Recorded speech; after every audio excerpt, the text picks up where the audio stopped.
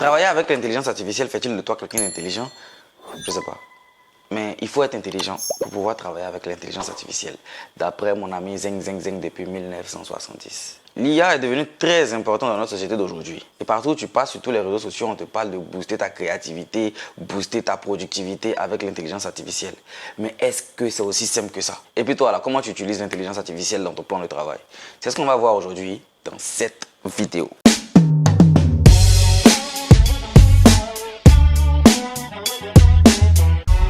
Il y a des gens qui pensent que utiliser l'intelligence artificielle, c'est aussi simple que ça. Et même si c'est simple, je pense qu'il faut avoir un niveau de connaissance avant de te dire « Ouais, je vais l'utiliser dans mon workflow, comme ça va me faire améliorer, mais comme toi, on va t'expliquer. » Prenons par exemple l'intelligence artificielle préférée de tout le monde, ChatGPT.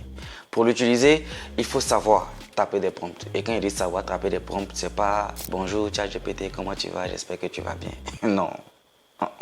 Quand je dis taper des prompts, c'est vraiment taper des prompts pour avoir de bons résultats. Pour mieux utiliser ChatGPT, il y a des mots-clés à connaître. Par exemple, donne-moi, aide-moi à écrire, décris-moi, résume-moi. Tu vois, non? C'est ça. Il faut avoir ça dans la tête déjà. Et si vous n'avez pas, vous ne pouvez pas avoir de bons résultats. Et même vous devez pouvoir relancer un prompt à partir d'un autre prompt existant. Ça veut dire quoi? Ça veut dire tout simplement que quand tu fais un prompt avec ChatGPT, tu peux lui demander d'utiliser ce que tu as dit là pour mieux résumer ou bien de te proposer d'autres résultats à travers ça, ou bien de, tu vois, pouvoir relancer quoi. Ça veut dire la relance, comme les journalistes là. Après avoir écrit tout ça sur ChatGPT, vous pouvez aussi vous abonner à la chaîne, ça fait plaisir et ça donne la force de continuer. Et donc prenons un autre exemple, mais l'exemple des monteurs vidéo. Vous avez sûrement entendu parler de AutoCut. C'est une intelligence artificielle qui te permet tout simplement de faire les découpes de vos interviews à votre place, de façon rapide et efficace. Seulement, il ne va pas faire le montage pour vous. Il va juste enlever les temps morts de votre interview. Quand tu as cette information en tête, tu comprends automatiquement que tu dois suivre certaines règles depuis le tournage. Les trucs tu dis trois fois quand tu fais le tournage. Par exemple, si dans l'interview, le gars a dit « Et pour cela, nous avons dû changer de vie ».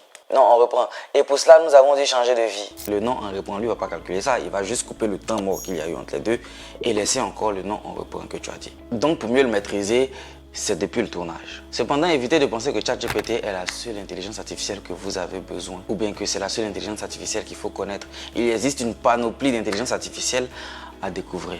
Il y en a pour tout type de tâches. Il y en a pour les comptables, pour les marketeurs, pour les développeurs, pour les mécaniciens et même pour les vendeurs de tomates à Djambé. Bref, tu as compris ce que je veux dire. Tout le monde peut utiliser une intelligence artificielle pour booster sa productivité. Pas forcément ChatGPT.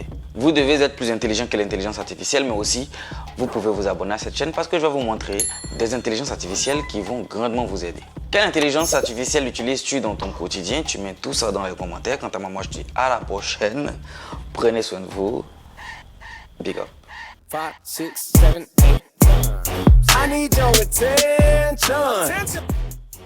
Et même il va falloir... Et même il faut savoir utiliser... Tu as écrit quoi? Vous devriez pouvoir... C'est tout, faut dire ça. On va commencer à parler comme Quentin. Quentin. Wesh, vous allez vivre sur la petite ici. Bam.